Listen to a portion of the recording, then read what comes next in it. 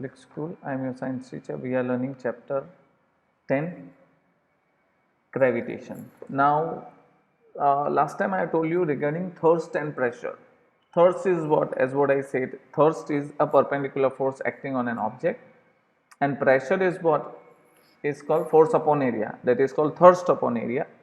So when you apply a perpendicular force on any object, the effect will be, the pressure will be more. You know, when you, right, when you press this pin in a hardboard, you can easily find out that this thing. Now you know that hardboard, if you see, it has a larger area at the on the one side and very sharp area on the other side. The one which is pointed should go inside, and the one which has a big area, it help us to uh, put it in.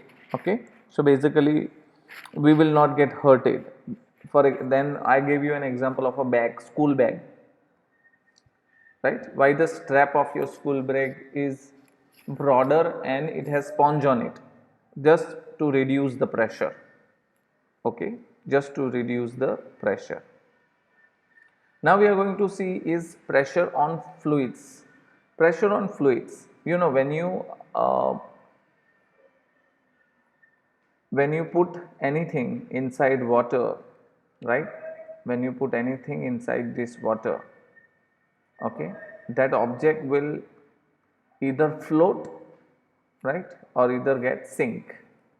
But the question is, right, but the question is, when you fill any object, right, when you fill it into a bottle, right, when you apply or when you pour some liquid into any vessel, it apply force in all direction. The way air apply force in all direction, the water also apply force in all direction. You must have seen in movies that when a pressure comes by fluid, it can break everything on the way.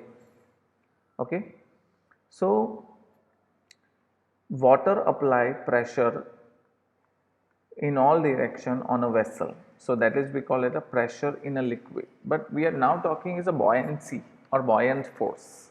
Buoyancy or buoyant force is the best example I can explain you. Suppose you have to lift a 10 kg object in air, right, and the same object if you try to lift inside the water, I am talking, for example, let's say you are under the swimming pool and you have to lift an 10 kg object. If you try to lift that object, it is easy for you to lift that 10 kg object rather than in the air. In the air you really feel it heavy.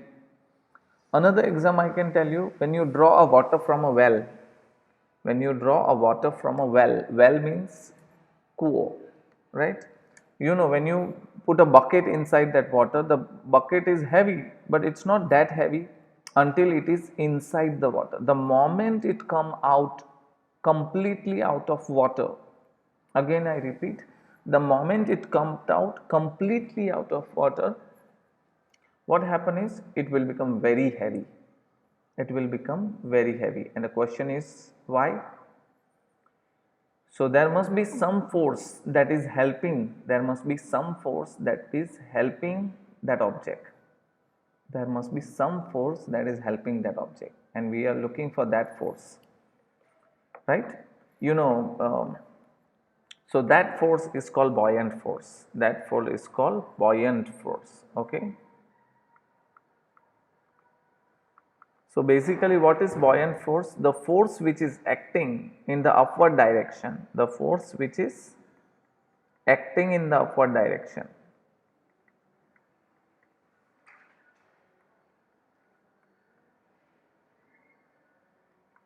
Is called buoyant force. The force which is acting in the upward direction is called buoyant force. Okay, see, this is what I have said. The upward force exerted by the water on the bottle is known as the upthrust or buoyant force. Another example is also, for example, there is a bottle which has nothing inside it, there is an air inside it. Now you know, when you try to push that bottle inside, the bottle quickly comes out of it. Why does it so? Because of buoyant force. Okay, So there are many ways you can explain a buoyant force. So basically the water applies an upward force or any air applies an upward force. For example, you are doing a paragliding, right? When you do paragliding, what happens is there must be some force acting in the upward direction. That is why you fly in the air for some time, right? And for that we used to increase the area. You used to move your hand in sideways so that your area get increased and you get feel more air, and hence you go in the upward direction a little and then you come down. So whatever the upward force acting by either by water or air, that force is called buoyant force, and this phenomena is called buoyancy. The phenomena is called buoyancy. Now my question arises, how does an object float or sink? Float means taru, sink means dubu. Why does an object float or sink when it's placed on the surface of the water, right? There are nails which sink in the water, but when you have a piece of wood, right, it will float on the water. So there are some objects which float on the water, and there are objects which sink in the water.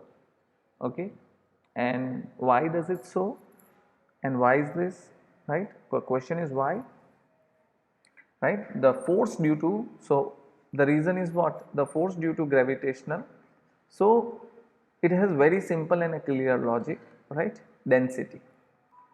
If the density of a liquid,